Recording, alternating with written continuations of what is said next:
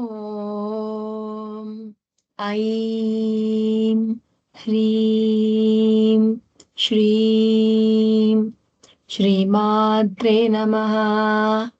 ఓం ఐం హ్రీం శ్రీం శ్రీమాత్రే నమః. ఓం ఐం హ్రీం శ్రీం శ్రీమాత్రే నమః. లలితా సహస్రనామంలోని 81వ నామం మహాపాశుపతాస్త్రాగ్ని నిర్దగ్ధాసుర సైనిక. ఇది 16 అక్షరాల నామం. ఈ నామంతో అమ్మవారికి నమస్కరించేటప్పుడు ఓం మహాపాశుపతాస్త్రాగ్ని నిర్దగ్ధాసుర సైనికాయై నమః, ఓం మహాపాశుపతాస్త్రాగ్ని నిర్దగ్ధాసుర సైనికాయై నమః, ఓం మహాపాశుపతాస్త్రాగ్ని నిర్దగ్ధాసుర సైనికాయై నమః అని చెప్పాలి.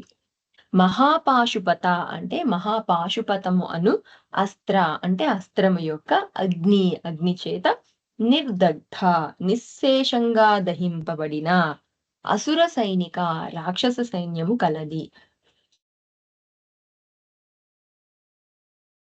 చాలా మంది యుద్ధంలో పోయినప్పటికీ భండాసురుని సైన్యం ఇంకా కొంత మిగిలి ఉంది. ఇంతకు ముందు నామంలో కరాంగుళికనోత్పన్న నారాయణ దశాకృత్యై నమః అన్న నామంలో చూసాం. సర్వాసురాస్త్రాన్ని ప్రయోగించినప్పుడు ఆ రాక్షసులందరినీ కూడా నారాయణ దశావతారాలన్నీ కూడా నిర్మూలన చేసి మొత్తం మీద చాలా మంది అసురులని యుద్ధంలో సంహరించడం జరిగింది. చాలా మంది యుద్ధంలో పోయినప్పటికీ ఇంకా భండాసుర సైన్యం కొంత మిగిలి ఉండింది. ఆ మిగిలిన సైన్యంలో ఒక్కరు కూడా మిగలకుండా ఒకే అస్త్రంతో అమ్మవారు అందరినీ దహించి వేసింది. ఆ అస్త్రమే ఈ పాశుపతాస్త్రం. పాశుపతాస్త్రాలు 2 విధాలైనవి ఉంటాయి. ఒకటి పాశుపతం, దీనికి శివుడు లేదా ఈశ్వరుడు అధిదేవత. రెండవది మహాపాశుపతం, దీనికి సదాశివుడు అధిదేవత. ఇది పరమాణు బాంబు, హైడ్రోజన్ బాంబ్ లాంటివి, ఆటమ్ బాంబ్, హైడ్రోజన్ బాంబ్ లాంటివి అన్నమాట. ఎంతో అవసరమైన సందర్భాల్లో కానీ దీనిని ప్రయోగించకూడదు. అందుకే విఘ్నత, వివేకం గలవారికి మాత్రమే ఈ అస్త్రాన్ని ఉపదేశించాలి. పరమాణు బాంబును ఉపయోగించకూడని సందర్భంలో, ఉపయోగించకూడని చోట 2వ ప్రపంచ యుద్ధంలో ప్రయోగించడం వల్లనే జపాన్ దేశంలోని హిరోషిమా, నాగసాకి పట్టణ ప్రజలు అందరూ ధ్వంసమయ్యారు. ఇప్పటికీ అక్కడ ఒక గడ్డి పోచ కూడా పెరగడం లేదు. ఇప్పటికీ దాని ప్రభావం ఇంకా ఉందనే అంటుంటారు. అజ్ఞాన అసురీ భావాలు పెరిగిపోయి జీవుని అస్తిత్వానికే ముప్పు కలిగేటట్లుగా ఉన్నప్పుడు మాత్రమే అమ్మవారు అనే జ్ఞానదేవత ఈ మహాపాశుపతాస్త్రాన్ని ప్రయోగించి వాటిని నిర్మూలన చేసి జీవుని ఒడ్డున పడేస్తుంది.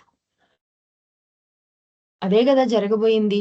భండాసురుడి యొక్క ఆవిర్భావం వల్ల ఈ సృష్టికే ఒక పెద్ద విపత్తు రాబోయింది. ఆల్రెడీ వచ్చింది. ఆ విపత్తు నుండి కాపాడడం కోసమే అమ్మవారి శక్తి సేనలు ఇవంతా కూడా ఆ భండాసురుని సంహరించడం కోసం ఆవిర్భవించారు. ఇప్పుడు అలాంటి పరిస్థితి ఉంది కాబట్టే అమ్మవారు జీవుని అస్తిత్వానికి ముప్పు కలిగేటట్లు ఉన్నప్పుడు మాత్రమే ఈ మహాపాశుపతాస్త్రాన్ని ప్రయోగించి మిగతా మిగిలి ఉన్నటువంటి రాక్షసులను కూడా సంహరించింది. మొత్తం మీద ఈ నామానికి మహాపాశుపతాస్త్ర అగ్నికి నిశ్శేషంగా కొంచెం కూడా శేషం లేకుండా ఆహుతి అయినటువంటి అసుర సైన్యం కలిగినది. అజ్ఞాన అసురీ భావాలను ఒకే ఒక అద్వితీయమైన సంకల్ప శక్తితో అంతం చేసినది అని అర్థం. ఏతత్ సర్వం ఫలం శ్రీ సద్గురు చరణారవిందార్పణమస్తు.